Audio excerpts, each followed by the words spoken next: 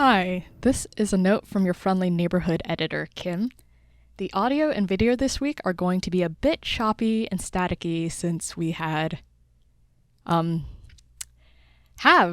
issues recording. Not that I would know, since Emma and Milk haven't started the podcast yet, given that this is recorded live on Wednesdays, now, the day which it is, Wednesday, right now. I'm also going to say preemptively that next week's podcast will almost certainly have the same issue. Though, of course, I wouldn't know, given that we haven't recorded it yet, since we record each one live on Wednesdays, the day which they were recorded, live. But we ask that you please be patient with us as we resolve to fix this issue as soon as possible. Now please, enjoy this episode of Grim Scenarios.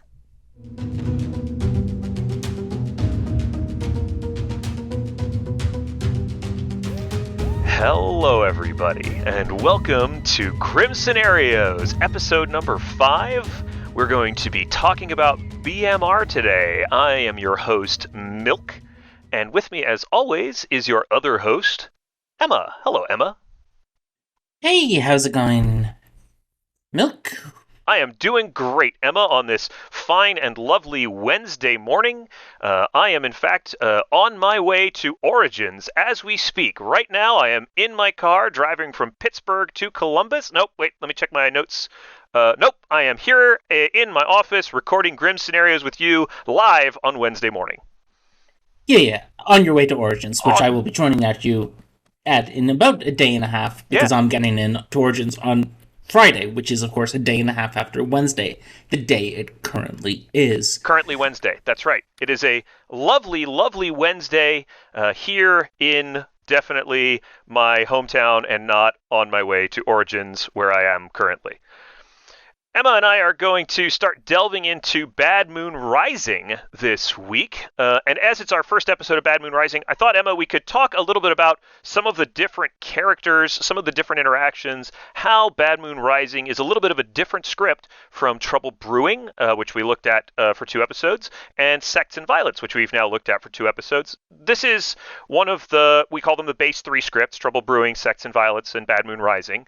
And this is the one most people, I think, end up at last, although I don't personally think, and I think you've mentioned it before, that it matters too much whether you move from Trouble Brewing to Sects and Violets or BMR, Bad Moon Rising, that is, as long as you kind of have done Trouble Brewing first. Yeah, and my personal thought, which is I think somewhat controversial in the community, is that BMR is actually probably the better base script to jump to after Trouble Brewing for a player. I think for a player, it's a lot easier to grasp your way around BMR than it is Sects and Violets. And if I remember correctly, in the materials that come with the game, if you notice how the scripts are ordered, they're ordered Trouble Brewing, Rising, Sects and Violets. That's true. Even though in a lot of people's minds, they go the other way. They switch from TB to Sects and Violets.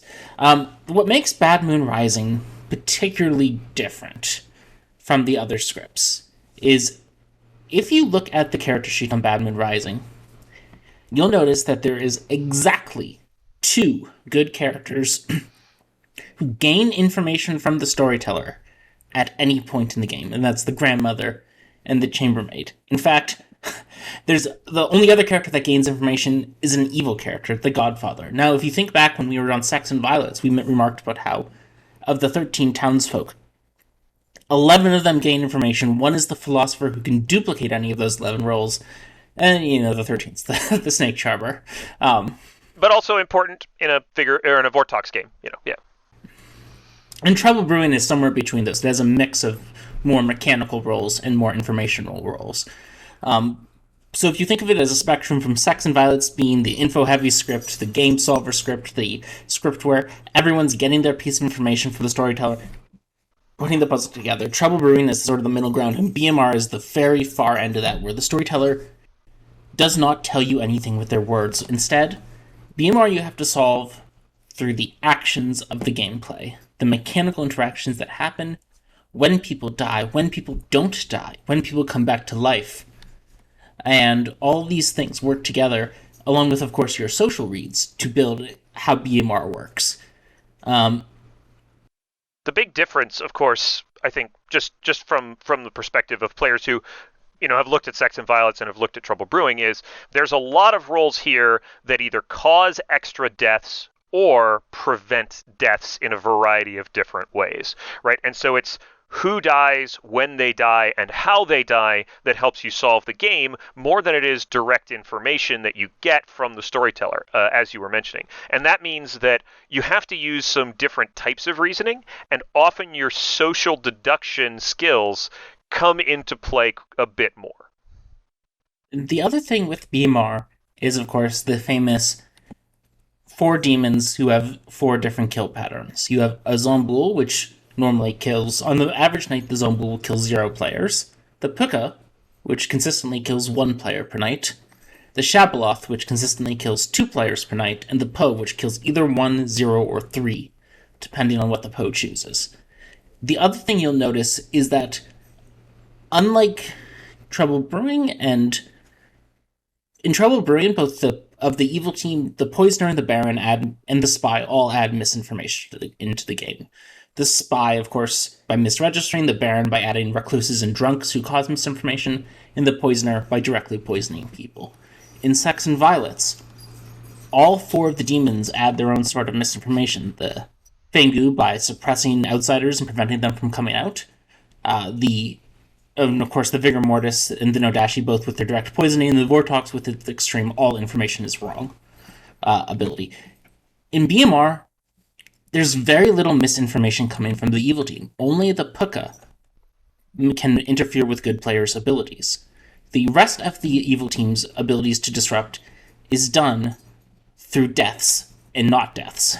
The minions kill or save people, and the demons kill people in a way to obscure what's going on with the deaths to try to fool the good team. The Outsiders are also really interesting here because they play into all of the different elements of Bad Moon Rising. The Tinker can die anytime, can die during the day if the storyteller wants to feed the Godfather a kill. The Tinker can die at night to simulate a gossip kill, to simulate an extra demon kill, can simulate all sorts of different potential things. The Moonchild has to choose a good player and comes with a big drawback of choosing a good player, not losing the game like the Klutz and Sex and Violets, but causing an additional death, which is very, very tricky sometimes. Can, however, be used to sound out evil players, so there's a slight good element to it, although again, there's reasons for death prevention in the script. The Goon does create misinformation and also famously can switch sides, and we do get a side switching character here that's able to change teams. It's sort of one of the more direct team-changing kind of roles when it's selected by a player with their ability. The first person to select the Goon becomes poisoned, and the Goon changes to that alignment.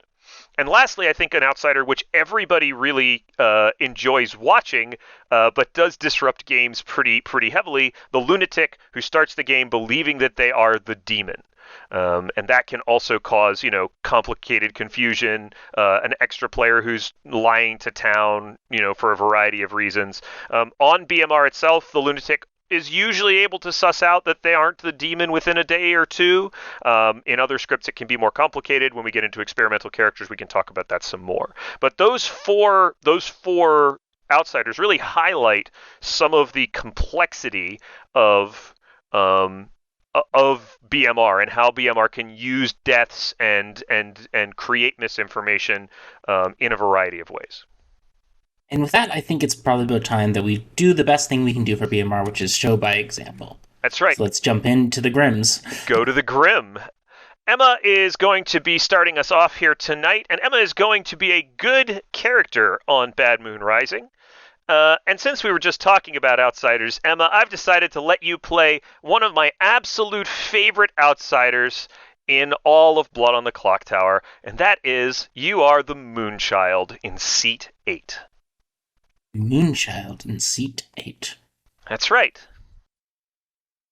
You start out the game, you talk to a few people, you get a couple of claims. We'll go over some of that information here in a moment. But crucially, at the end of the day, on day 1, the player in Seat 1 presses for the town to kill them.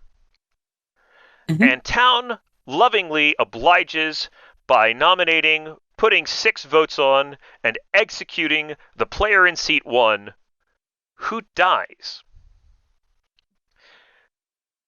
The next day, on day 2, you wake up to find that the player in seat 6 has also died in the night. The player in seat 1 says that they were the sailor and that they drank with the player in seat 12 on night 1. And since they died, rather than being saved by their ability, the sailor's ability says, each night choose an alive player. Either you or they are drunk until dusk. You can't die. Since they were able to die, suggests that they were made drunk because the player in seat 12 has an evil ability. The player in seat 12 claims to be the pacifist, uncertain as to why the sailor died after being executed. On day 1, you did talk to the player in seat 2, who claimed to you to be the fool, and the player next to you in seat 7, who claimed to you to be the goon, who was, at that time, of course, because it was day 1, still claiming to be good. After the player in seat 6 dies in the night, they speak with you privately and tell you that they were, in fact, the exorcist, and that they had not told anyone else, anyone on the Grim, their actual role on day 1. You also speak to the player in seat 5 and get a claim of chambermaid from them. And that player claims that on night 1, they looked at the players in seat 12 and seat 2 and got a 1. And last night, they looked at the players in seats 4 and 7 and got a 2.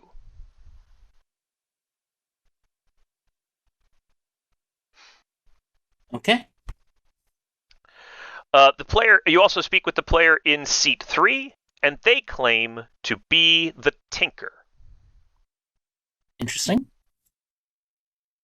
After much discussion on day 2, and the sailor pressing that they drank with the player in seat 12, who they didn't, and they died, who they think is evil, the town decides to target the player in seat 12 for execution, and votes on, and does in fact execute them. But the player in seat 12 does not die. That's day 2. The player in seat 12 does not die. On night 3, the players in seat 3, that's your Tinker, and the player in seat 11 both die.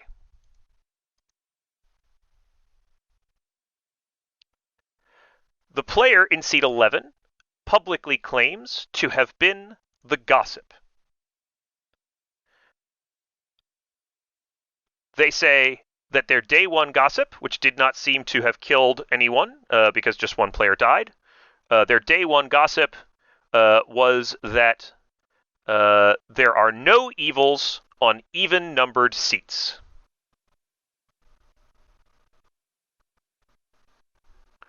And their day 2 gossip, which may have killed, was there is a godfather in play.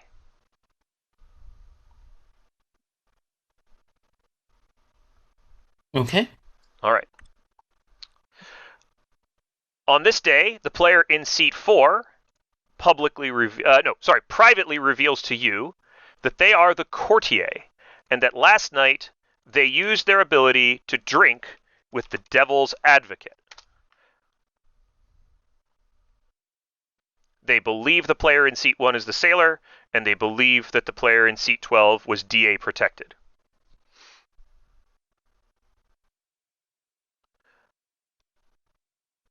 When you get to nominations, the player in seat 9 claims to be the professor who used their ability last night to attempt to resurrect the player in seat 6.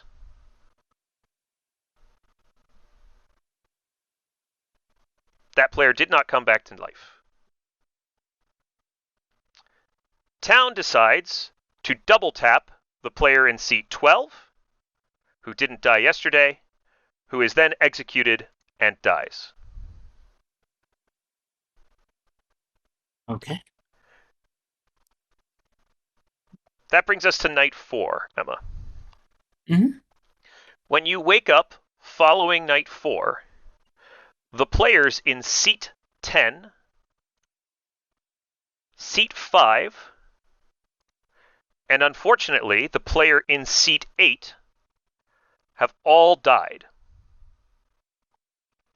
See, that was seat 4, seat 5. No, that was seat 5, seat 10, and seat 8. Yeah, sorry. That's what I meant. Before you can say anything, the player in seat 10 says, I was the chambermaid, and the player in seat 5 was my grandmother,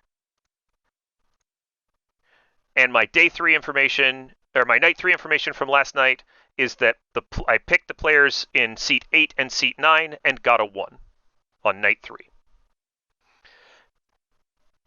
You are the Moonchild, Emma, and therefore are obligated to claim your role and pick a player.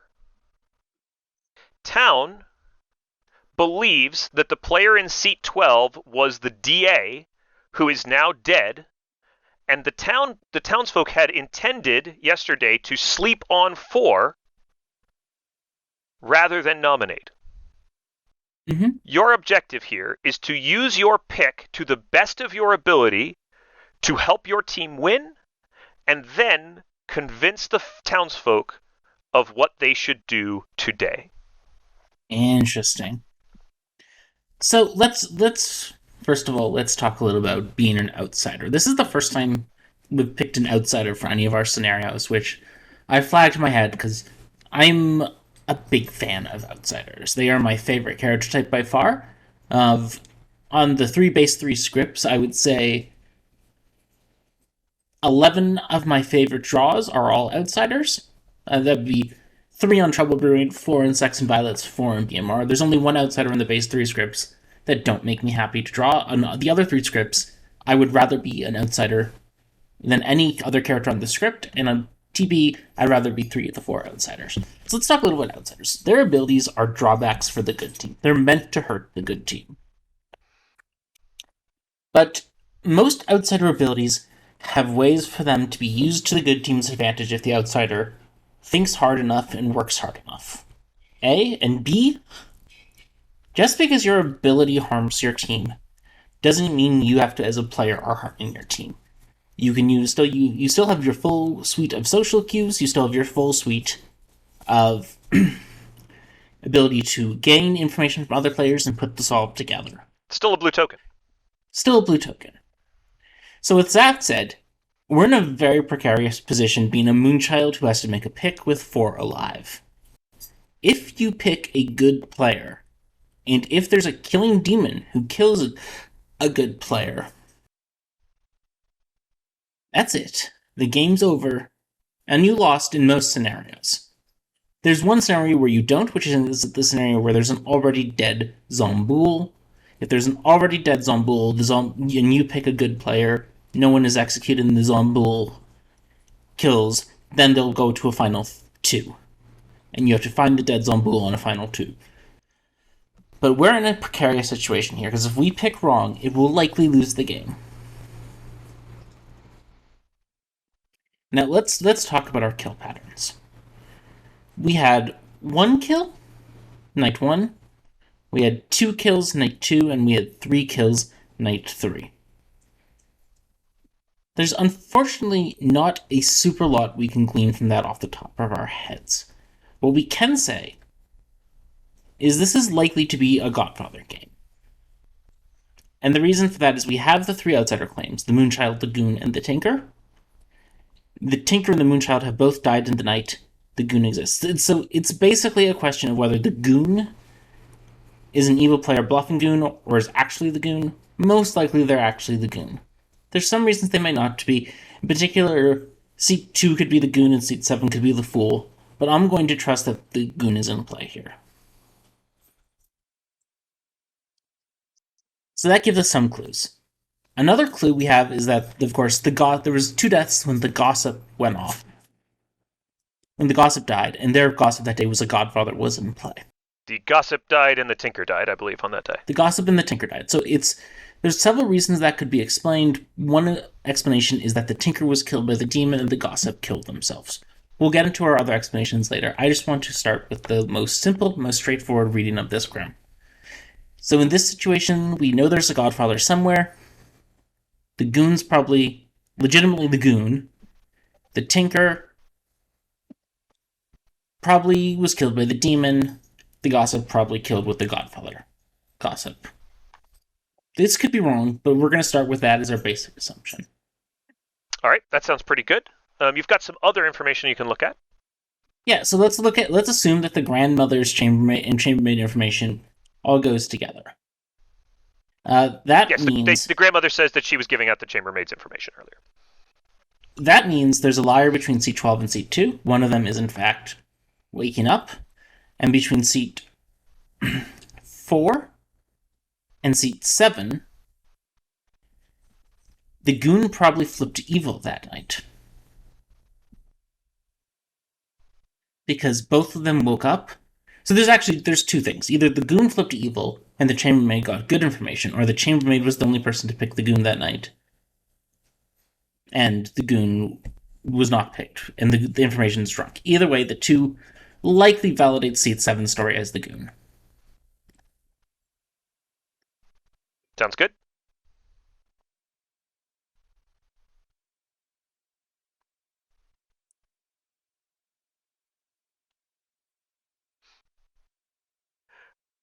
Now, I'll give you a moment to think. Yeah.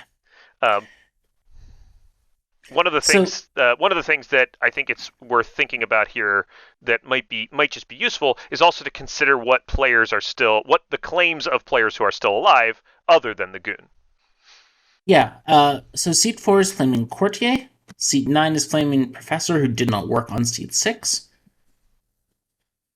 Seat 2 is claiming fool.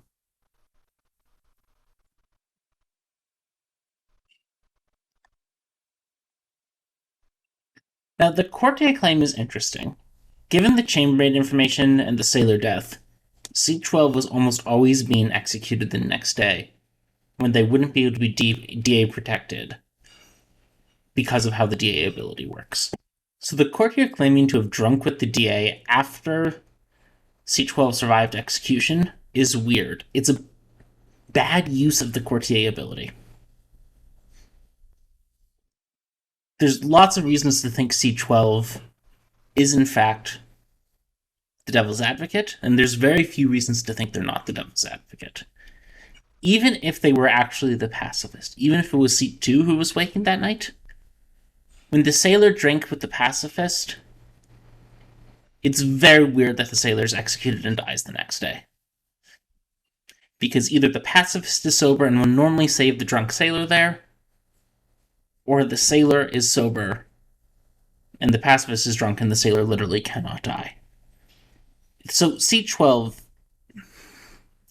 it's not certain. There's other plausible explanations, but in almost every world, C12 is the devil's advocate, and they're dead. I'm going to go ahead and change seat 12, the token, to the devil's advocate for the folks who are watching along, because most of town agrees with you and believes that the player in seat 12 is the devil's advocate, as they mentioned. What night did seat 9 claim to have attempted to resurrect seat 6? The player in seat 9 claimed to try to resurrect the player in seat 6 on night 3. On night 3, which is consistent with the chambermaid's information. Correct. It is consistent with the chambermaid's information that the player in seat 9 woke up. The chambermaid checked you and the player in seat 9 on the same night. Yeah. And the reason I asked that is because this feels a little bit like a pucka game. Interesting. From the kill pattern. You want to explain a little bit about how pucka kill patterns look? Sure. So, we've had a pretty consistent baseline of 1 kill per day. That was 1 kill per night. That was the Exorcist in seat 6, who didn't give out that claim. So they probably were not targeted for being the Exorcist. That feels a little bit like a random shot. Which means a random shot can sometimes indicates a pucka because the pucka has to choose their night to death. before they know anything about the game state. Sure. That makes sense. The Tinker dying, also somewhat of a classic Puka thing. Though there's another world where the Gossip was Puka poisoned, and the Tinker died to their own ability. And there's reasons for that, because the Gossip that no evils were on even number seat, the Puka might have been trying to protect their DA in seat 12. So you poison the Gossip to prevent that from killing. All right, that tracks for me. Then we have the Chambermaid and the Grandmother dying together. Which is, again, if the Chambermaid's Puka poison, that kills off the Grandmother when the Chambermaid dies. Mm-hmm. So our kill pattern does feel very Puka-y. If our kill pattern feels Puka-ish, that Knight 3, Seat 8, Seat 9, 1 is a little weird. Interesting. Because it's seemingly correct information on a night where the Chambermaid was poisoned. All right. And when you get... And the Chambermaid, for the Chambermaid and the Grandmother to have died together from the Grandmother's ability, the Chambermaid has to have been killed by the demon. Yes. That's an important part of the Grandmother's ability that people forget about sometimes. The Grandmother dies with their grandchild only if the demon kills the grandchild. I'll go ahead and mark that Chambermaid here as the grandchild as well. There's reasons... And furthermore, Seat 9 claims to have resurrected Seat 6. Seat 6 is almost certainly a good player who's actually a townsfolk. And Seat 9 claiming their ability didn't work is a little bit suspicious. And the reason I say that is because the only evil who would have good reason to die night 2, like Seat 6 did, is a Zomboul who's trying to hide. But we had a successful execution that day, so that means the Zomboul couldn't have killed themselves, which would require either Seat 1 to be an outsider to let a Godfather kill off the Zomboul in Seat 6, because an assassin cannot kill their own Zomboul, because that would actually kill the Zomboul. The assassin kills through everything, including the Zomboul's fake death. Mm-hmm. So there's no real reason to believe Seat 6 is lying. There's no real reason to believe a resurrection attempt shouldn't have worked. So there's a lot of reasons to think Seat 9 is evil, and specifically an evil that did not wake on night 3. So specifically, either a spent assassin, a Godfather, or a mastermind. Now, we think there's a DA in play. We think there's a Godfather in play. That means Seat 9 is probably that Godfather. And I'm confident enough in this that I'm changing my token to Godfather. Okay. We'll change the Professor token to Godfather over here for the folks at home as well. I could be wrong, but this feels right. This feels right so far. It feels like we have a minion in Seat 9 who's the Godfather and a minion in Seat 12 who's the Devil's Advocate.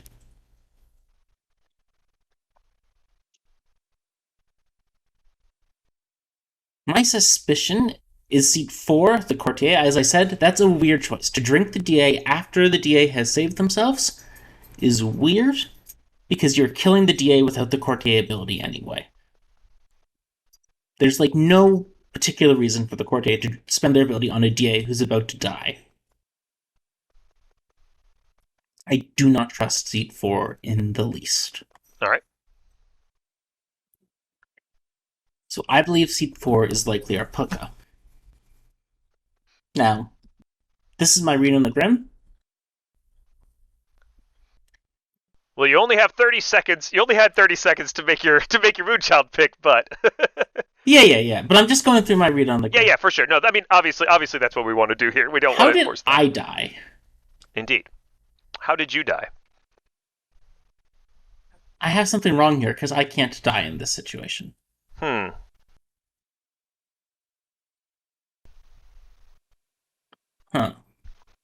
This is, by the way, a very classic obstacle to run into when you're solving a BMR Grim, is that you have everything seems to fit together up to a certain point, and then suddenly you go, wait, there's an extra death here that I can't account for, or someone didn't die when someone should have died here.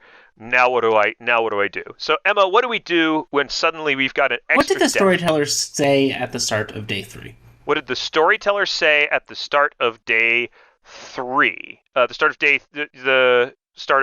day 3? Yeah. They said seat 3 died in the night, seat 11 died in the night. They specifically specified that seat 3 died in the night. Yes, seat 3 and seat 11 died in the night. Because if seat 3 died at dawn, that would actually explain the kills very nicely. Mm-hmm. So the solve I just had is wrong. The solve I had is mechanically wrong. There's something wrong with it. So we have to remove our Puka token from the courtier. I do want to leave the Godfather. Alright, here's an alternative solve. The alternative solve is that the courtier is just a bad player. Alright. The courtier is a bad player. There's no Godfather in play. Seat 9 is an assassin. No, that doesn't work either. Seat 9 is an assassin, you said? Yeah, but that doesn't work either, because then the chambermaid gets correct information. So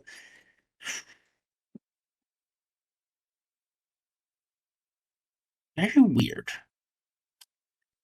Because an assassin also, that's correct information on an assassin, night 3, because the assassin is weighted to night 4. So that doesn't work quite right either.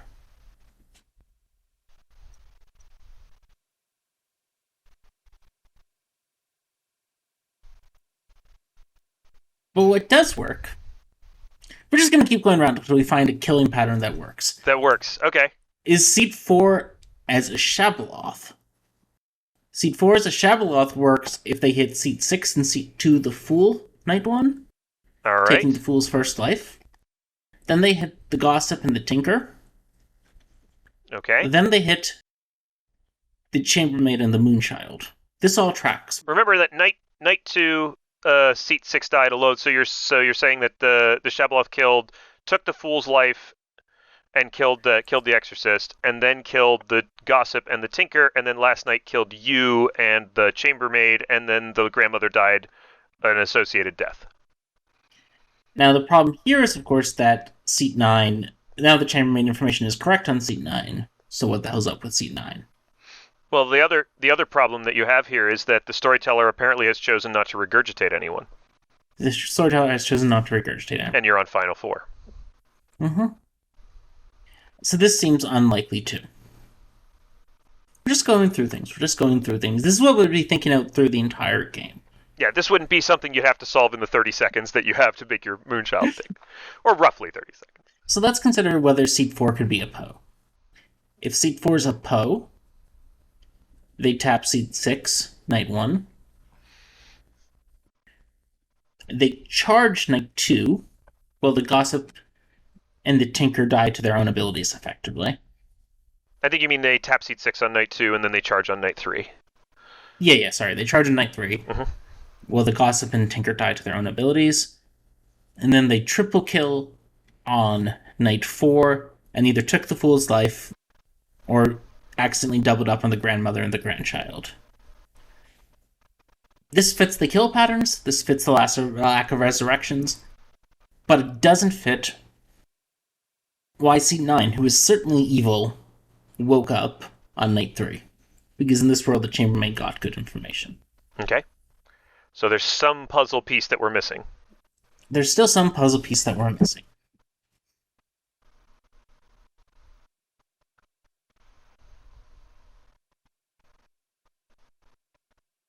Now, of course, if you were just playing in a game of BMR, you could talk to other people and ask them questions and get their reads. But here, it's a little bit fake in the sense that you have to do it all yourself. You have to see all of the different worlds. Mm-hmm. There's something weird about this. Something weird that's hard to catch. It's almost like someone trickily crafted a grimoire for you to solve. Okay. Seat 9 can be the Poe, and Seat 4 can be the Godfather, and then all the information checks out. Well, that brings us to the question of who you're going to use your Moonchild pick on, Emma. So, and there's also another explanation, which is the Poe tapped the Goon, and the Goon's now evil. So the kills were 10, 8, and 7. Okay. We're using our Moonchild pick. Seat 9 is definitely evil. There is absolutely no world where Seat 9 is good. Seat 6 is definitely a townsfolk. Seat 9 is claimed to be a professor who picked Seat 6. That is a lie. There is no way that's true. So regardless of anything else, I'm using the Moonchild pick on Seat 9. All right, you decide to use your Moonchild pick on Seat 9. The storyteller says, thank you very much. So yeah, that's where that's going. What do you want to tell Town? Because Town says, well, all your reasoning sounds great. Why don't we just go to sleep tonight and see what happens tomorrow? What do you think Town should do here? The reason why it might not be a good idea for Town to do that is because we don't know where the third hit was from the Poe. If the third hit was on the grandmother, we can sleep, because the Goon had the Fool has 2 lives, the Goon is currently good. If the third hit was on the Goon is evil, the Fool has 2 lives, and we can sleep. But if the third hit was on the Fool has no lives, the Poe kills the Fool tonight, and then says to the Goon tomorrow, by the way, don't nominate, I tap you in the night. Then we kill off the Godfather and win the game altogether as evil. So most likely we should be trying to execute the demon today.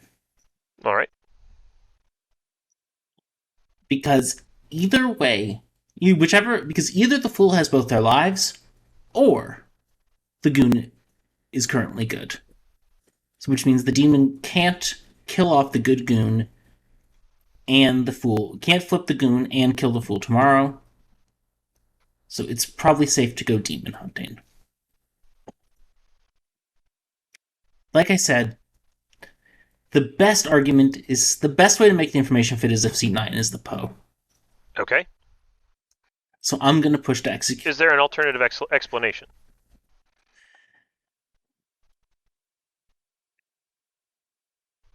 I mean, there's going to be a ton of alternative explanations in BMR, right? There is. Ultimately, the kill pattern can do a lot of things. I'm just wondering if there's another alternative that you see. So, let's think through whether this can be a Zomboul. That's the one demon we haven't really talked much about yet. Mm-hmm. If it was a Zomboul, the Zomboul doesn't kill Night 1, so which means we have to come up with an explanation for Seat 6's death. Those explanations are either the Gossip, no evils on even-numbered seats, was correct, or Seat 6 was assassinated. If the Gossip was correct, Seat 12 has to be good. And like I said, that's a world where you're going to lose. I'm going to lose on worlds where Seat 12 is good. Yep. That happens sometimes when you play this game. Like, Seat 12's play was socially evil enough.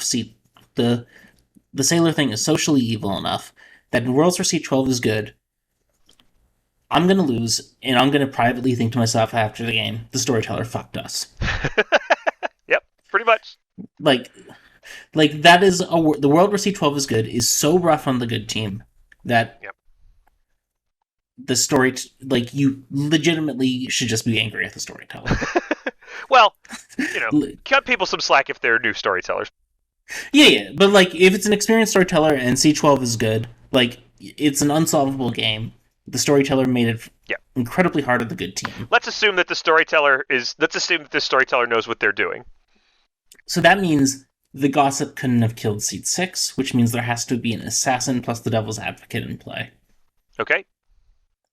And if there's an assassin plus the Devil's Advocate in play, there's no Goon, or the Tinker is the Zomboul. All right. Tinker's a crazy Zomboul bluff, but it's possible. But they would have had a kill that night because of the Devil's Advocate. They would have had a kill, but the only other source of killing has to be the gossip in that world, the assassin or the gossip, but in that world, the assassin has to kill seed 6, which means there's no Godfather in play, which means the gossip didn't kill. So we've strictly eliminated Zombull. Okay. Zombull is strictly not possible. So you have the ear of town, Emma. Are we killing? Are we sleeping? And who do we want to push on? Shab is very unlikely because there's no Shab res. Puka is unlikely because it can't explain my death. So it almost certainly has to be Poe. It's pretty likely the evil team is seat 9 and seat 4. I am confident we should kill seat 9 today. This could be wrong. But seat 9 checks out with the chambermaid information as the Poe. Their Professor Bluff does not work. Seat 9 is almost certainly evil, and like I said, I think the Poe can't win if we kill the Godfather today, so I'm comfortable killing seat 9. Alright, so you rally town and execute the player in seat 9 who you believe to be the Poe. And all living players vote on it, and the storyteller puts the town to sleep. And you wake up the following morning, and the player in seat 2 is dead, and the evil team has won. But let's talk about what happened, because it is a very tricky Grim, and you did get so much of it right, and you did solve quite a lot of it. But the place where you went wrong, Emma, is that the player in seat 4 is just a bad player who courtier drunked the DA because they thought maybe the DA had protected a different minion or the demon on that night and wanted to have the drunkenness on the DA. So what we have on this Grim is we have the player in seat 1, who on day 1 was executed, was in fact the sailor who drank with the devil's advocate in seat 12, who was claiming pacifist, and was of course drunked by the storyteller because they picked the devil's advocate. Certainly something that a good storyteller would do. On night 2, the Poe killed the exorcist in seat 6 randomly. Didn't know what they were. Random execution, you got that absolutely, or random kill, you absolutely got that right. On day 2, you attempted to execute the devil's advocate, who of course survived because they protected themselves that day. They had protected the demon on day 1. On night 3, the players in seat 3 and seat 11 died. The player in seat 3 was the Tinker, who died to their own ability. The player in seat 11 was the Gossip, killed by the Assassin in seat 9. On night 3, the assassin who used their ability to kill the Gossip. There is no Godfather in the game, which probably solves for you that the Poe is seated in seat 7, bluffing Goon. On the following night, the Poe took a life off the Fool in seat 2, killed the Chambermaid, killing their grandmother, and killed you, forcing you to make a Moonchild. The bluffs are Pacifist, Professor, and Innkeeper. The Poe went off script and went Goon. Okay. So, but you had so much of this correct. And I think it's worth saying that I probably won't do very much better because BMR is often hard to solve in this way, right? You often get information that's very difficult. The chambermaid information is helpful. It lets you know that the player in seat 9, who's almost certainly evil, does wake up at night. You can sort of line it up with the Gossip death to potentially get the idea that that's an assassin who's getting a kill there.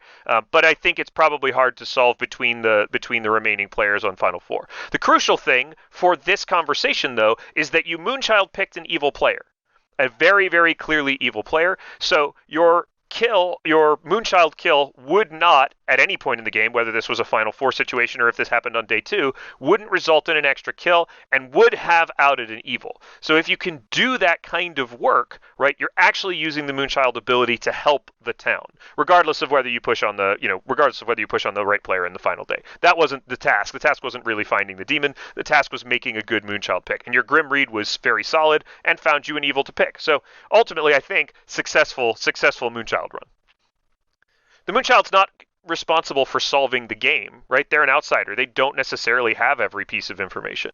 And so your job is to just do the best you can for your team, which I think you did. I think you used your ability the best you could for your team by picking an evil player. So no harm, no foul. All right.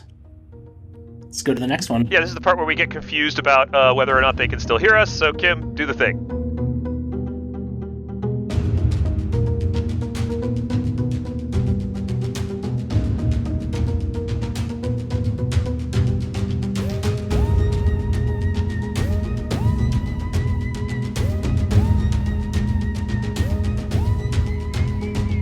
All right. Welcome back. We're going to now start looking at BMR from the evil side. Now, Milk and I don't talk about the scenarios we do for each other ahead of time. We pick the characters we think we want to do. We build the Grims. We don't discuss it ahead of time. So we are going to be doing a little bit of a double up because last Grim was a Poe game, and this time, Milk, you're sitting in seat 9, and you have the Teletubby of Slaughter, the Mighty Poe. Love me some Poe. On night 1, you were woken up and told that your minions were seat 6 and seat 4, and your bluffs were Chambermaid, Gambler, and Moonchild. Okay, Chambermaid, Gambler, and Moonchild. All right. And let's just take a short pause and just talk about bluffing as evil in BMR. Mm-hmm. What do these bluffs signal to you as a demon? There's a couple of really useful pieces of information here. The first is that having an outsider bluff here probably means. So when you get an outsider as a bluff, usually the storyteller is trying to inform you something about the game. So with an outsider as a bluff, it probably means that there's either no Godfather in the game or that the Godfather is removing an outsider. One of those two things is true.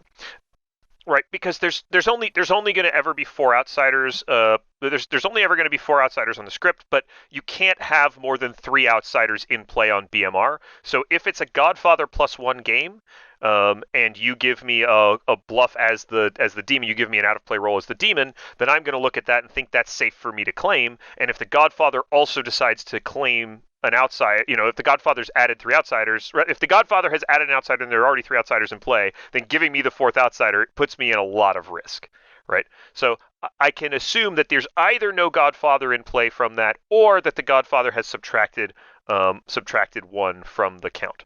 I'm just going to change the token on seat 6, which I put as Godfather, to Mastermind, because I don't think there's probably a Godfather in play just based on receiving that bluff. Now, what about your other 2 bluffs, Chambermaid and Gambler?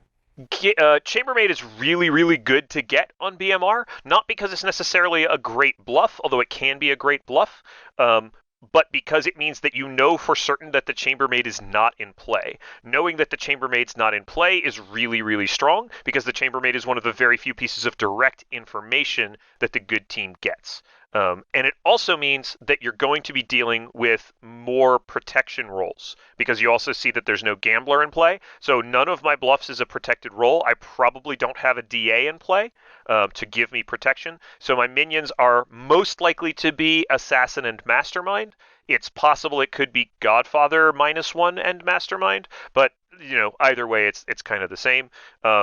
Gambler also is a great. Gambler's also a great bluff for any minion that uses an ability that has like a once per game ability, or has an ability that gets used up, like the Assassin. So Gambler's a really great bluff for an Assassin, where they can either use their ability to kill themselves and then claim to have gambled someone wrong, or alternately you can kill them as the demon and they can say, hey, that was a Gambler death.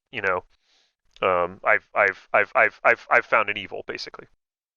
And of course, the other thing about a Chambermaid bluff is Chambermaid's really restrictive on what a demon can bluff, because when the Chambermaid's in play, if the demon's wake pattern doesn't match their bluff, it's a problem. That's really bad for the demon. Yep. So here I know I can bluff pretty much anything, including Moonchild, which doesn't wake at night, even though I do. Yeah. And Moonchild looks like the good bluff to take here, right? Just off the top. All right. So we're going to start the scenario on night 2, so let's just do a brief recap of what happened on day 1.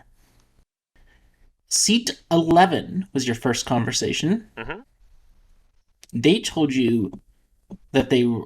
Oh, the other important thing, of course, is you weren't told about a lunatic. Correct. I was not told that there's a lunatic in play, so I know now that there's most likely a goon and a tinker in play. Yeah, but also that also means that as a demon, you have to consider the possibility you are the lunatic. That's correct. I could be the lunatic. I'm going to assume that this scenario of me being evil includes the possibility that I am the lunatic. I think it's fair to say that would be that we would treat the lunatic as an evil character. Yes, we would treat the lunatic as an evil character for the purpose of this scenario. I certainly could be the lunatic, so that encourages me to talk to my minions sooner than later. But, there's no rush. Right, so anyway, seat 11 was your first conversation. They told you they were either the goon or the fool. Okay, great. You later in that day talked to seat 10. They told you they had already talked to a gossip and were rallying people to cover for the gossip by making fake gossips. Okay, so the player in seat 10 asked me to fake gossip. Got it. You talked with seat 4. As demons frequently are in BMR, you were a little cagey with them to make sure they were acknowledging you as their demon before you acknowledged them as their minion, just to do a lunatic check. They told you they were the assassin and identified seat 6 as your other minion.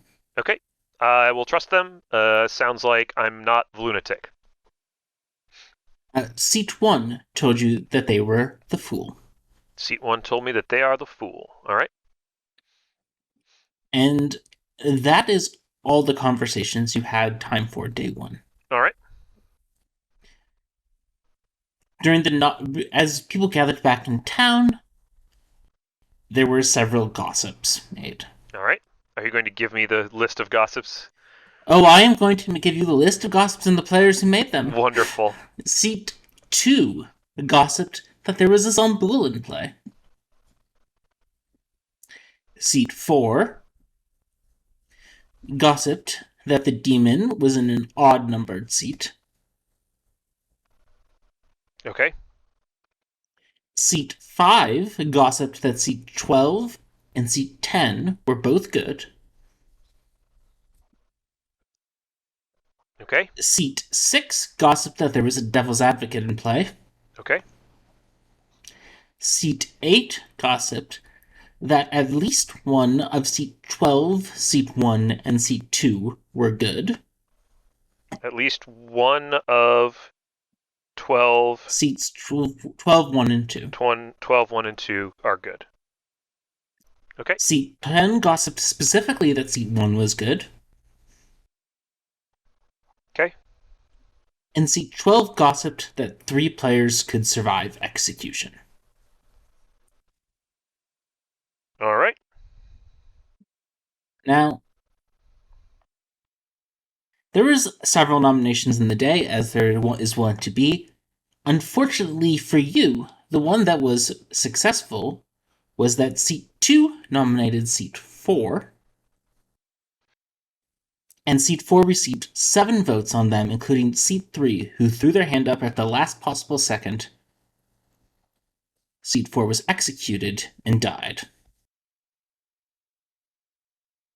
Now we're at night. So,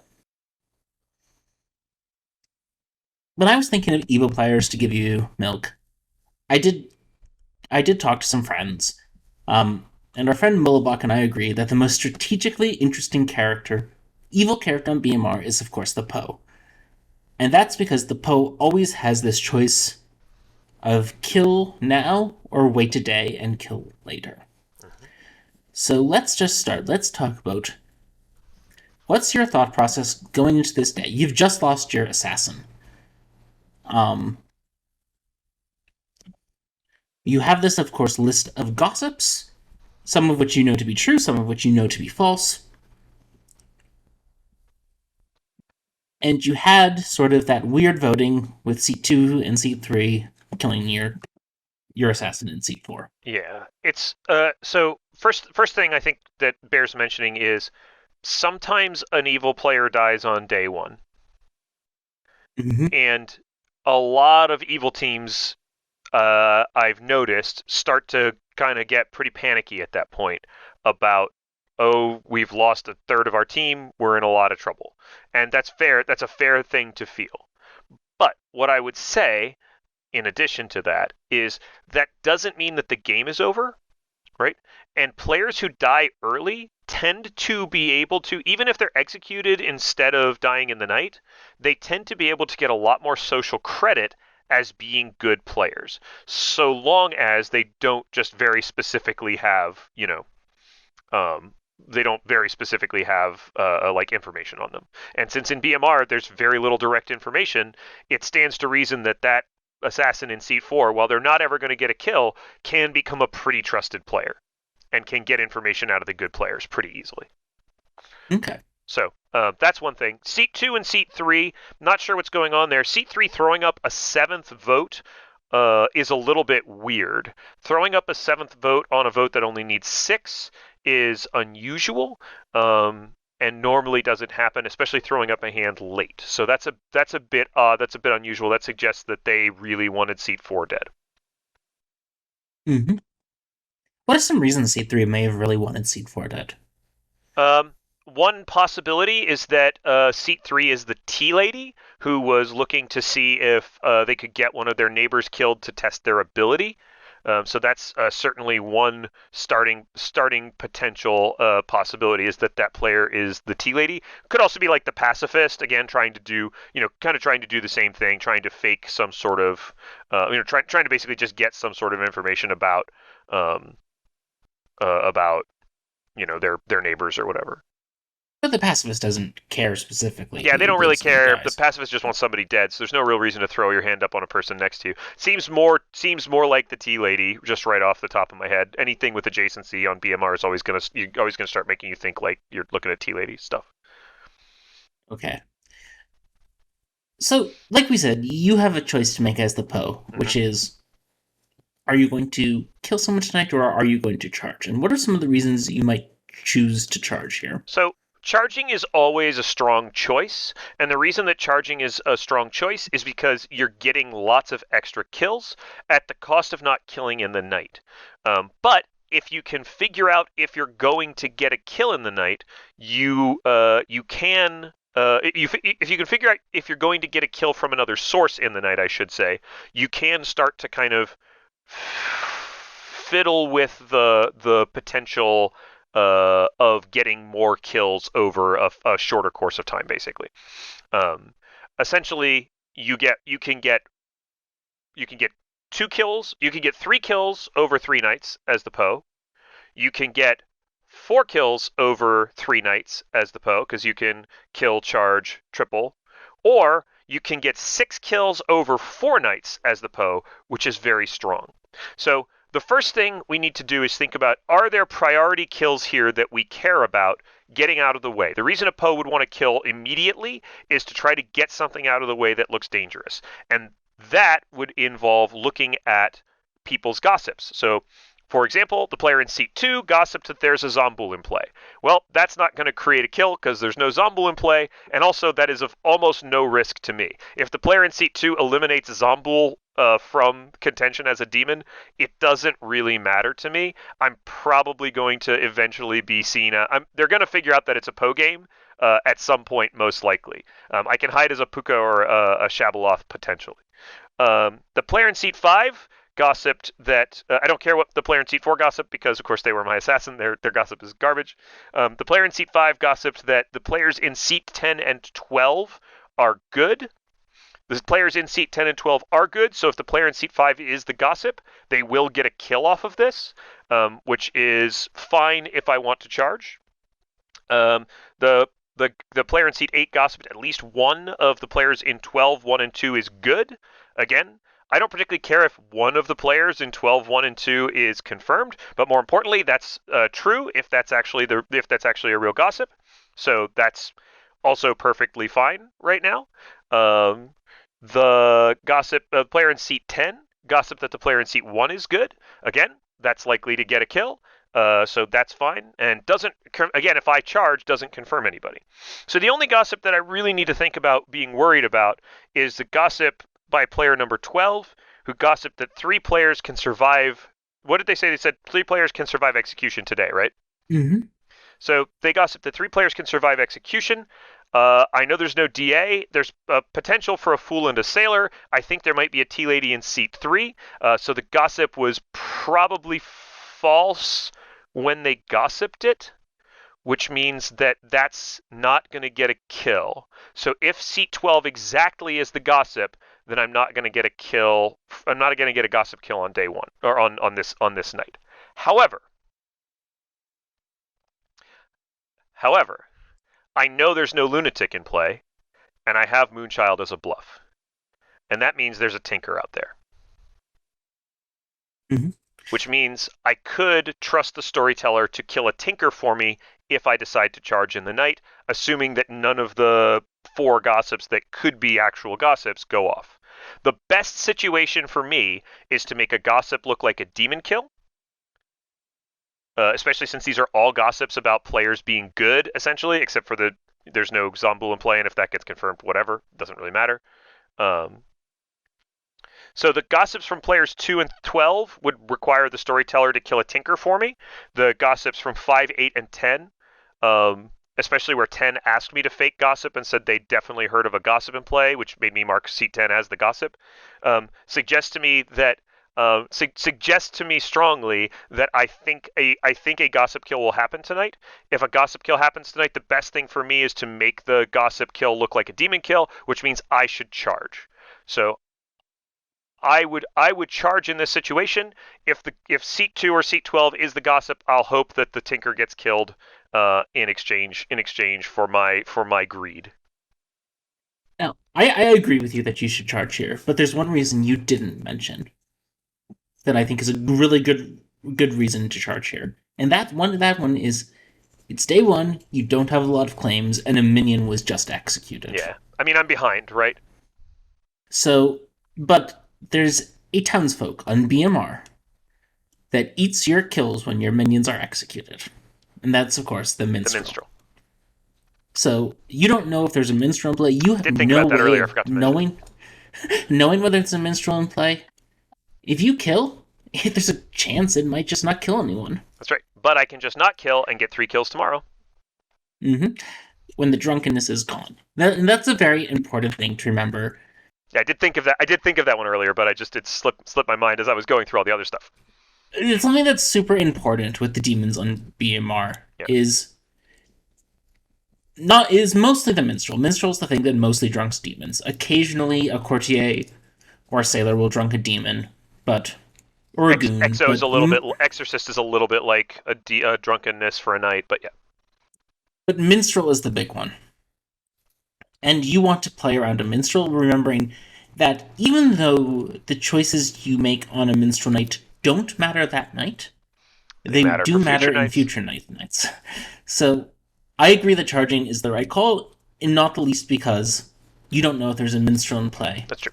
And seat 4 and a minion was just executed. Later in the game, this might be less of a consideration when you have a better idea of what's on the Grim, but early in the game, it's probably better to be safe than sorry. That's true. Because if it's a minstrel day and you try to kill, then tomorrow you lose your kill. And then tomorrow, if you charge, that's 2 days of killing you lose, which is really bad for you. And if the assassin's alive, I almost always charge here, by the way, in addition, because then the assassin's just covering me tonight. So let's talk about the other good players you talked to. Mm-hmm. Seat 11 told you goon or fool. What do you make of that? What do you make of a good player telling you they're the goon or the fool on BMR? So telling me that they're the goon or the fool suggests that they don't want to be targeted, most likely. Well, the goon or fool is complicated because it suggests that they do but don't want to be, like the goon maybe wants to be targeted by evil, like it depends on the player there. The player in seat 1 just hard claiming fool, I doubt is the fool. Like I doubt the player in seat 1 who hard claimed fool to me is actually the fool. I think they're probably some other juicy powerful role. That seems likely to me. Okay. And why would a juicy powerful role tell you as the demon that they were the fool? Right. Well, why would the juicy powerful role on Trouble Brewing tell people they're the Raven Keeper or the Soldier? Right. It's the same thing. It's to encourage the evil team to, not prioritize them with their kills, because the fool does nothing except survive, right? So yes, they do need to be killed at some point, but survival is not something I need to knock off early in the game. Okay. That's not going to be prioritized over abilities that do stuff. So you just are treating Seat 1 as a liar. I think Seat 1's probably a liar. I think Seat 1 has probably lied to me about being the fool. Yeah, which is perfectly fine. And they're probably a more useful role than that. And then Seat 11, the one who told you fool or goon. What do you try to make of that? Yeah, I'm not sure. That could be a goon who's trying to get turned. It could just be a player who's kind of trying to warn people off of targeting them. The same as Seat 1. They can't both be the fool. So some players might think that the demon might want to target a fool to take a life off of them. But it depends on the demon. Pucka obviously would potentially want to poison a fool to get a one shot kill on them. Shabalov doesn't really want to eat a fool most of the time. That's not the best thing to have regurgitated. And Poe can afford to sink a kill usually into a fool at some point in the game. But yeah, Seat 11 is probably trying to warn me off. Probably trying to hedge their bets. They could just be the goon. No idea. So you're not sure what's going on there, but they're either trying to warn you off or they're trying to draw you in. You probably would need to talk to them more to figure it out. I would need to talk to them more. I would probably need to target them and go check in. Is a thing that might happen. Okay. Well, you wake up in the night. You wake up that morning and find that no one died in the night. All right. Well, that looks like a minstrel night. So now it looks like a minstrel night. It's funny, like, I had already written this scenario out, but in our Discord server, we sort of talked with some people about what they want to see in Grim scenarios.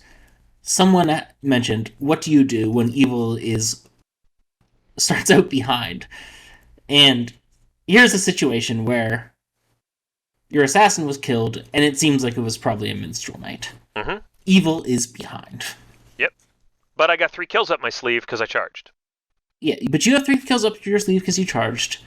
What are some of the other things you're looking for to try to hopefully explain the lack of kills from what could well be a minstrel day? So, one of the things you can think about is talking about, okay, are there innkeeper protections? Is there an exorcist out there who's picked the demon? If an exorcist comes out to somebody and claims, "Hey, I picked this person last night," that's pretty good. That's pretty good for me, There's a potential that a courtier drunked a demon. If a courtier picked a demon other than Poe and has then said that they've drank with them, that's another possibility. Tea lady protections could have sunk an evil player, or could have sunk a kill. Right? If the evil team has a Puka, the Seat 4 could have been the Puka pick, and we killed them, and so nobody died in the night. There's a lot of possibilities. There's just so many reasons why people might not die. If there's a fool or a sailor out there, they could have eaten a kill. There's a lot of possibilities. What's the specific reason you think it's definitely minstrel day and not one of those other things? Well, I didn't try to kill anybody. I think that there is a tinker on the Grim, and I think the storyteller would kill a tinker to potentially cover for. I don't think the storyteller thinks I'm going to try to sell a Zomboul world, right? That would be the world where there were no deaths last night because there was an execution during the day. So I don't think the storyteller's trying to help me because I'm now behind. So the storyteller should be trying to help out the evil team a bit, So the storyteller should have tried to make a kill happen last night. The drunk tinker can't die. I know what the outsiders are. I know that they're Tinker and Goon. So you also said you felt pretty confident that C10 was the gossip. Yeah. And C10's gossip, is objectively true. Yeah, I know C10's gossip is objectively true. So. And a gossip that's objectively true, it's technically possible for a gossip that's objectively true to sink into something. It's not what happened. Yeah, they could be not the gossip, but it just seems very unlikely. So you're fairly confident you have a minstrel out there somewhere that you probably want to deal with. Probably need to deal with them quickly. So so you talk to Seat 11, Seat 10, Seat 4, and Seat 1. Who do you want to talk to today? I don't think I need to talk to seat 3. I'm pretty confident I know what they are. I'd like to talk to seat 11 again at some point, but it's not urgent. I need to talk to seat 6 and figure out if this is a mastermind game or if I've just misread this in some way. I don't really want to do that first. So let's talk to seat 2. Okay. Because I want to know, seat 2, seat 2, did you have like a social read on seat 4? Like what you and seat 3 seem to really want to kill seat 4, so what was going on there? Seems like, there's a chance you maybe got something, right? Yeah, seat 2 says, I was asked to nominate seat 4. I was surprised to see they died. Interesting. And you note a hint of disappointment in their voice. A disappointment in their voice. Mm-hmm. Okay. So yeah, they said, but they very freely volunteer that they were requested to nominate seat 4. Who requested it? Will they say? Oh, they tell you it was seat 3. They're happy to share that information. Sure, they're very happy to share that information. Interesting. Yeah, because that does seem like then seat 2 you could be evil. Yeah, they say, I'm not evil though. And again, you hear a tint of disappointment in their voice. Okay, that sounds good. We'll go ahead and mark them as the goon for now. Yeah, I'm trying to build in a little of the social reads you might get during BMR. Okay, so seat 2's the goon. Okay, good. And so they're volunteering information about the good team that really shouldn't be volunteered. As soon as they told me seat 3 was the one who requested them to nominate seat 4, I thought probably goon. They're unhappy about seat 4 being executed. That's right. Which means they know what's going on there. Which means they're joining the team. Welcome to the team. Well, Lex Later's problem. But so alright, like the ways you find a good yeah. They're sharing information that they shouldn't be sharing. They're disappointed about things that to them should signal that seat 4 was evil. That's right. These are social reads you can get that tell that this is the goon who was hoping to flip evil and was not trying to get a dude killed. They were hoping that seat 4 would be good. It would confirm seat 4 and seat 2, and they could become evil later. Okay. Right, that's a pretty good read, right? That's a pretty good read. I mean, I got it off of them volunteering the Tea Lady info, but yeah.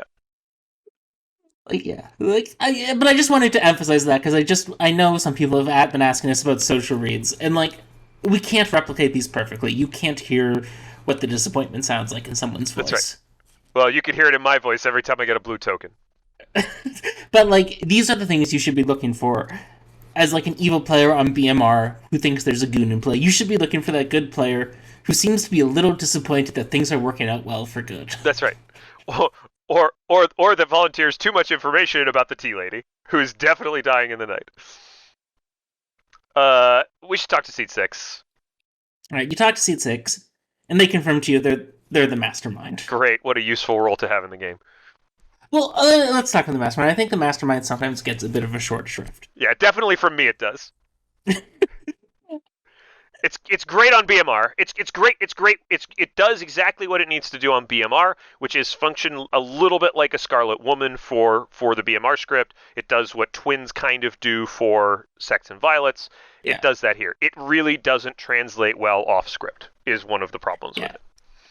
Though I would emphasize, for a rare script writing tip from us, if you're building a Shabaloth script, you probably want a mastermind over a Scarlet Woman. You probably have to have a mastermind over a Scarlet Woman. If you want that sort of survivability after the demon dies, Scarlet Woman is one of the most overpowered evil combinations out there.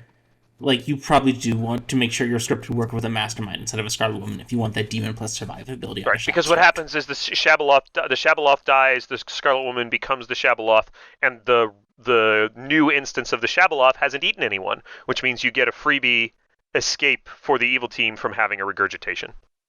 A Shabaloth who has a living Scarlet Woman on 5 wants to be executed because that always wins them the game. Always wins the game. So it's real brutal. So Mastermind, it's rough, but there's a reason why that's the type of... Maybe I'll kill myself and try to trick town. You never know.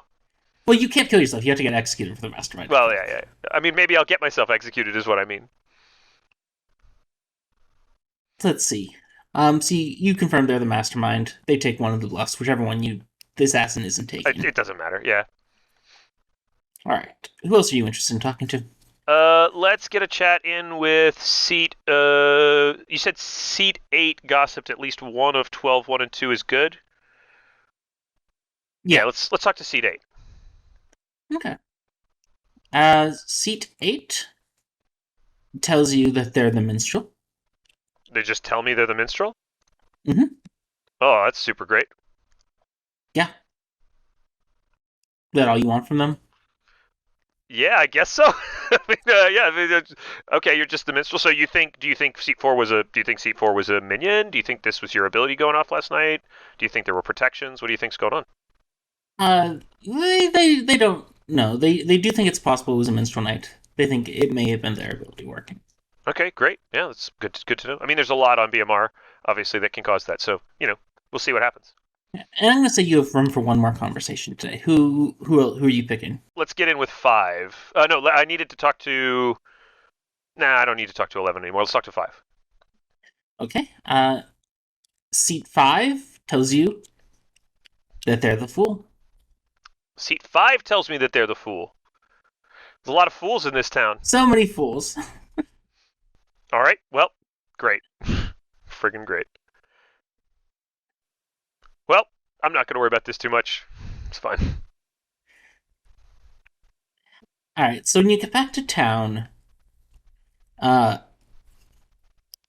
seat 10 nominates seat 11 and says, I heard that seat 11 was exercised last night. Ooh. And that's enough to push seat 11 on the block over their process stations. Okay. There's some push to kill seat 2,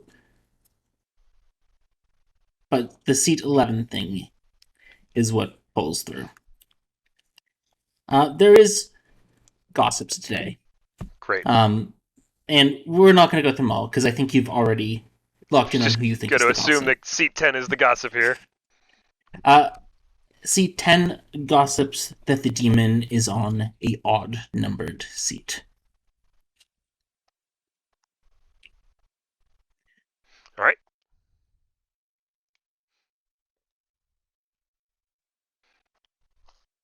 All right. Great. Well, that's a true gossip. So I'm going to go ahead and put the little gossip kill marker here, and we're going to think about what that means. All right, so now we're just going to do one more night. I just want to talk you through with what you know about the Grim tonight. What are your targets for kills here? There's going to be a lot of things. This is going to depend on a lot of things now. I'm certainly not killing the minstrel after they literally just told me that they're the minstrel. I'm not in a rush to kill the minstrel. There seem to be other suspicious people around. So hopefully there's like a couple of people in double claims of fool. There's potentially the goon that can get pushed on. You mentioned that the goon got pushed on a little bit on this day, which suggests to me that if I want to turn them, I probably need to turn them sooner than later. Mm-hmm. An interesting interaction that we can talk about is what happens when you, as the demon, or as a minion, but specifically as the Poe with 3 kills, target a goon. And specifically what might happen if you target a T-Lady protected goon because of the way that the goon's ability is written. The goon's ability says, each night the first player to choose you with their ability is drunk until dusk. You become their alignment. So, choosing the goon, irrespective of a T-Lady being alive or not, is still choosing the goon. Which means that the goon's alignment can change even when they're T-Lady protected. Mm-hmm.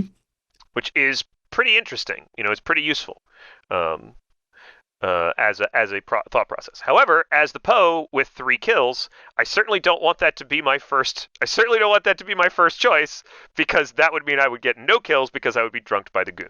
So almost certainly the goon is going to be my third choice. If town's going to push on them tomorrow, getting that extra vote under my belt, getting that extra vote on the team, getting the goon on side early is probably a good idea if I think that town might kill them tomorrow. So that's probably kill number 3. Kill number 2 could be the Tea Lady. There's no reason not to kill the Tea Lady here, especially because it looks like the Tea Lady is going to be protecting 2 players who are claiming to be the Fool, one of whom is almost certainly a powerful role like Exorcist or maybe Innkeeper. So one potential path here could be to kill the player in seat 1, kill the Tea Lady, and then kill the player in seat 2. Or then target the player in seat 2 to hopefully hopefully turn the goon. That said, we have a gossip to deal with, and the gossip is going to be a problem because the gossip is going to cause an extra kill. But since I'm not killing the goon, if I'm okay with revealing that the demon is a Poe, it might be okay to kill 2 players, turn the goon, and let the gossip kill look like a 3rd kill. But that's going to give town a strong indication that it's a Poe game. So is that are you sticking with seat 1, seat 3, and seat 2? That's certainly a path I can take. Another path I can take is to leave the Tea Lady alive, kill seat 1, seat 10, and seat 2. And target seat 2, and leave 2 kills on the board. 2 kills on the board could be a lot more things than 3 kills. There's a lot more situations that cause 2 kills than 3 kills. I'm behind, and so that in some ways makes me want to rush to try to kill as many goods as quickly as possible. If I want to charge tomorrow, that means I'm probably not getting a kill tomorrow, which could be a problem. We're getting close in time to where my mastermind might get killed or I might get killed, and we might have nighttime problems. But I kind of want the gossip alive, I think, because I kind of want the gossip creating deaths in case I get killed and there's a mastermind day. Because if I get killed and there's a mastermind day, I would like for there to be a kill in the night so it looks like the demon is still alive. All right. So I think my best choice here is to kill seat 1, seat 3, and then target seat 2. Okay. Well, you wake up. Seat 1 is dead. Seat 3 is dead. And seat 12 is dead. And that's where we're going to end this scenario. Yeah, it's good. It's good. It's hard to get much further than this now because a lot of things become difficult to track. Right. And there's some other fun stuff sort of going on in this scrim that there was no way for you to know about. There were some slight hints, but not a lot. So, as you identified through the social read, which we tried to simulate, seat 2 was in fact your goon, who is now evil. That's good for you. They're probably being executed today. I would probably push to execute them. Yeah, seat 3 is the Tea Lady, who the goon was working really hard to make sure the evil team knew was the Tea Lady, which is one of the ways you caught them as the goon. Unfortunately, the goon did get your assassin killed in the process, which was a bummer for you and the goon. Seat 10 was obviously the gossip. They did the classic thing of, I've heard of a gossip. Can you please call for gossip for me? Doesn't work. It does not work. If you people will just gossip on their own. You don't need to tell people to cover your gossip for you. It's just going to out you as the gossip. And just to point out, as the demon, I've done it here.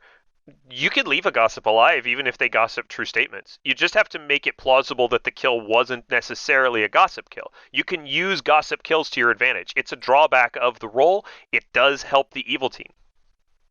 Seat 11 was actually your tinker, who told you Gunnerful because they wanted to draw evil attacks. Very well. They were hoping to draw an assassin, a Poe, a Pucka to hit them, to sort of negate their negative effect of being able to die at any time by trying to make them think they might be the goon or the fool, a high-value assassin target. Sure. Seat 5, who also claimed fool, was your pacifist, and they were just picking something that survives execution because it's sort of a similar idea. It clears what the chambermaid, but maybe the demon would prefer killing a pacifist over a fool, so they were trying to hide a little bit. That makes a lot of sense.